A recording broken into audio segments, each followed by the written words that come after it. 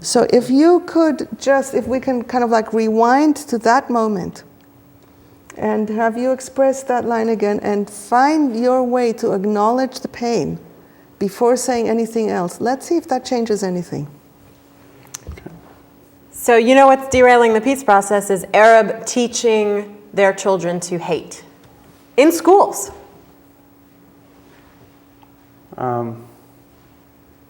So it's painful for you that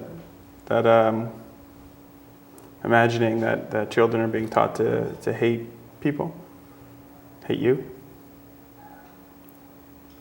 It's just unspeakable. It's unspeakable. So I'm curious, are you opening your heart? No, not really. Would you consider?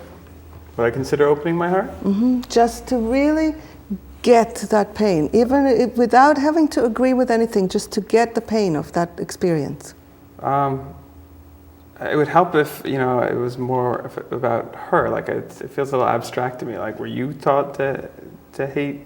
No, because I'm not going to the schools that Palestinian children are going to. So, see what I'm saying? It's like, that's not my experience. I'm really for the peace process. I grew up in the United States. Like, so if I were to believe that were true, then. So it doesn't matter if it's true or not. The pain has nothing to do with what's true. The pain has to do with what her experience is. And given that this is the information that she has, just can you imagine how painful that would be? And really imagine it and really open your heart to it. So you wanted me to imagine how painful it would be to grow up someplace where your neighbors were being raised to hate you. Yeah.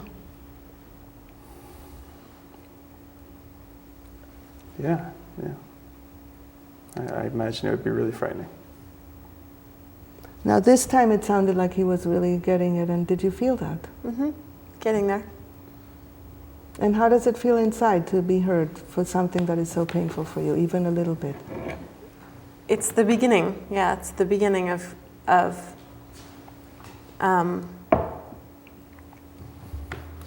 just the getting a validation of my experience. That's the very beginning of it. Mm-hmm. And how is it for you to do this? It was a stretch. I needed that coaching from you. And was it worth it? Yeah, somehow the word pain didn't really make sense to me, but the frightening. Fear. Yeah, mm-hmm. it's how more frightening fear. It would be. Yeah.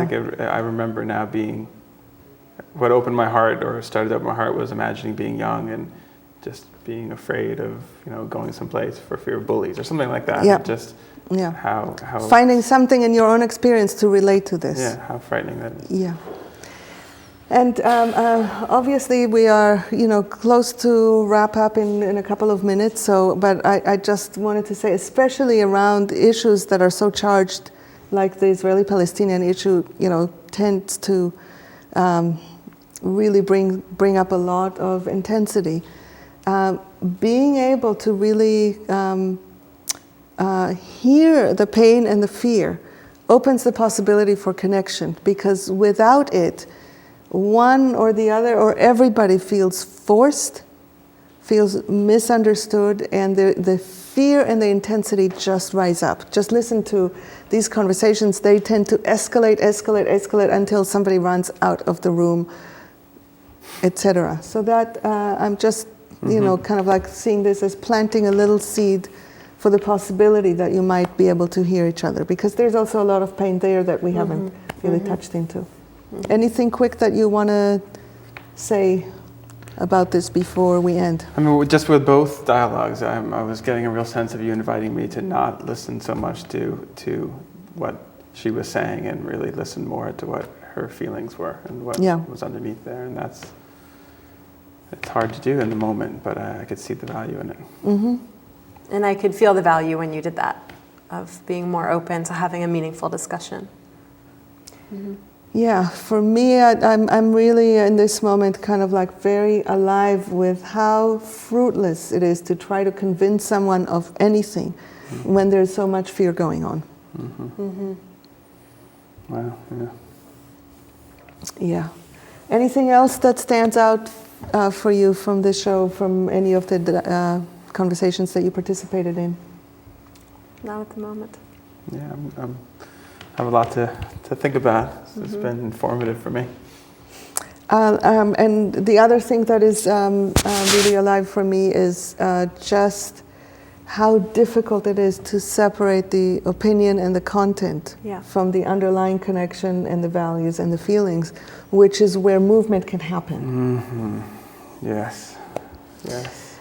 Thank you. And if you are interested in learning more how you can apply these kinds of skills in your life, you are welcome to come to our website at www.baynvc.org or call 510-433-0700 to find out about training opportunities.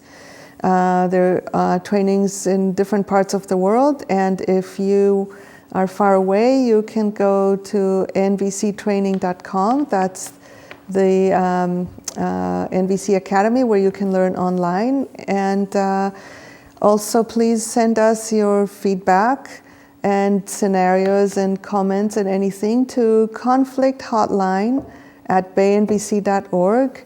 We love hearing from you. It really, really gives us a lot of fuel for continuing. And thank you, Jared. Thank you, Sigal. And thank you to Siobhan, who was here earlier. And also a lot of gratitude to the crew, all volunteer crew. And you are hoping you will join us again next month in May, the first Thursday, as in every month at 7:30. And until then, good night. I am here to free you, yeah. Enemy mine, reveal me. Reveal me. We are on our paths, side by side, seekers on a parallel, taking what little was given us and turning